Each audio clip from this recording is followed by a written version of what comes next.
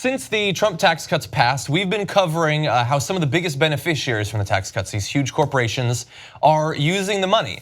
Both in terms of what they say, the big announcements they make about bonuses and the PR they're getting from that, from these public relations campaigns. But then also, and much more importantly, behind the scenes, what are they doing that's not getting as much coverage, that they're not touting for the media to cover? And today we've got a particularly stark example of the difference between those two things, having once again to do with Comcast. Now, as we've told you before, Comcast announced that they would be giving $1,000 bonuses to 100,000 of their workers, and they got a lot of good press for that. And if you get that money, that's certainly nice. But does that really have anything to do with the tax cuts? Well, perhaps not. We're going to talk about some of the other things that they've gotten up to with that money. And a lot of this is coming from some awesome infographics produced by Think Progress. The company said it would increase dividends, this announcement today, to shareholders, which totaled $2.9 billion in 2017 by 21%. So a huge increase in dividends to shareholders. That amounts to an additional $609 million in dividends. Comcast also plans to spend at least $5 billion and as much as $7 billion on repurchasing its own stock. Now, if we compare the announced bonuses with today's announced stock buyback and dividends, they're spending at least 56 times more on dividends and stock repurchases than on bonuses for their workers, which might be hard to visualize. And so let's take a look at this little infographic. You're gonna see it's bigger. It's a lot bigger. Whoa. Now, also understand that behind the scenes, and this is something we've told you before, the company laid off more than 500 sales employees at the same time that they were announcing those bonuses.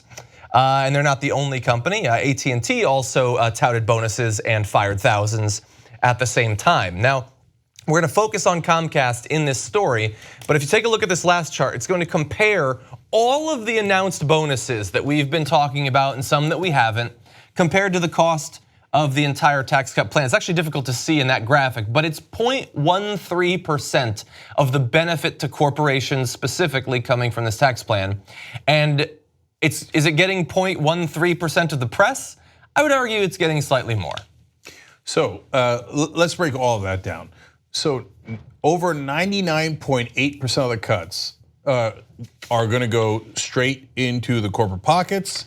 And when they do the buybacks and dividends, yes, it goes to some shareholders, but it also goes to executives whose stock prices go up. They have a lot of stock options, so they're gonna make millions upon millions of dollars. A tiny, tiny sliver of that, as John just pointed out, 0.13% is gonna go to workers. And then they've been bragging all day, oh, Joe, we're giving it to the workers. It sounds like they're just giving it straight to the workers. No, they're giving 99.87% of it for themselves. And look, this has got layers to it. So is a company allowed to do dividends and stock buybacks? Of course they are, and that's their call as to what they wanna do. Now, do some of the executives wanna do that because it artificially drives up the stock price? Because when you are buying back shares, because of laws of supply and demand, your prices go up, okay? But it's not because your company got any better. It's not like you had more customers. It's not like your bottom line was any better. It's just that your stock price is higher because you're buying back stock. If your stock price is higher and you've got an executive with a ton of options, he just made tens of millions of dollars by a thing that he initiated because of the tax cuts.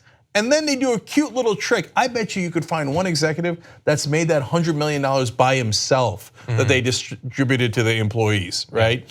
And then they do the cute propaganda of, oh, we gave it to the workers.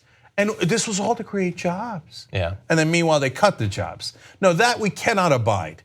You buy back any kind of stock you like, but when you cost the American taxpayers $1 trillion and you're gonna shift that burden onto the average American who's working his ass off, and then you pretend it's to create jobs. No, that's the thing we can't stand. Yeah, and look, like this, there's the stock purchasing, there's also the dividends. I mean, hypothetically, I could buy the stock, you could buy some of the stock and you might make a little bit of money off of it. You're not gonna make anything like what those who own millions or hundreds of millions of dollars stock make, but you could make a little bit of money hypothetically. But when they're doing this as their strategy, the huge percentage of the money they're gonna be making extra is gonna be going to that. It lets you know what they think is likely to happen to their company in the future. If they thought growth was coming, they would invest it into the company, hire more people, all of that. But they're not doing that. They're acting as if we're probably gonna do about as well as we've always done, but let's artificially, as Cenk pointed out, increase the price of our stock. They're not putting this money into higher wages. The bonuses sound good, but there's a big difference between a $1,000 bonus and a $1,000 raise. $1,000 raise you get every year. And so what's gonna happen next year when the media is even less focused on this? Probably nothing. Probably no bonuses, probably no raises. And this is just one case study here in Comcast, but we've talked previously about at&t and a number of banks as well. And if you go outside of telecommunications and banking and all that, you're probably gonna see a lot like this in many other industries as well, or perhaps worse. If they're getting less of a focus, then you probably have firings and you probably have stock buybacks and things like that, but you don't even need the cover then of these relatively minuscule bonuses. So last couple of things here, John makes a great point. If they took the money and they invested it in the economy as they claim they were gonna do, well, that might be a slightly different story. I still don't think that the tax cuts would be worth it because of all the other damage that it does. But at least they'd be creating new plants, maybe even hence creating new jobs. But when you take the money and all you do with it, or the majority of what you do with it, is to inflate your stock price. And by the way, that's what Trump's bragging about right now. Oh, the stock market's doing great. This is part of why it's doing so great. They're buying the stock back and driving up all their prices. And when you do that, you don't actually help the economy at all. Yeah. So then it's pointless. And then I go to a second number, the one that John mentioned, the 56 times more in buybacks and dividends than in actually giving out bonuses. Well, the bonuses people will actually spend because they don't make that much money. So the average worker will probably spend that $1,000 and recirculate it in the economy, which is good for all of us, right? But the tens of millions of dollars that executives are making or shareholders are making, they likely will save, which doesn't help the economy. And think about it in terms of the media coverage.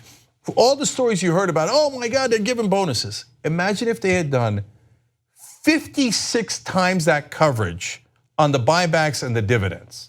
Well, that's all you would see on television, right? I mean, that gives you a sense of how disproportionate it is. And when you have that disproportionate coverage, it gives a misleading sense of what's going on in the country and helps the people attempting to deceive you. Luckily, there's a thing called the internet, which leads me to my last number. At the end of all this propaganda, still, a couple of days before they passed it, it was a terribly unpopular plan. Only 24% of Americans thought it was a good idea. That is disastrous. So no matter how much television said, oh, the jobs, and the bonuses, people are like, yeah, I get it, man. All the money's going to the rich and the powerful. So except for the 25% who are basically Trump sheep, the rest of the country understands this money was never meant for us. What you just watched was one of the videos that we do today, but we actually do a whole 2-hour show every single day. It's a podcast. You could watch it in video or listen to it as audio. You can download it, you can stream it, and you get it completely ad-free if you could become a member of the Young Turks.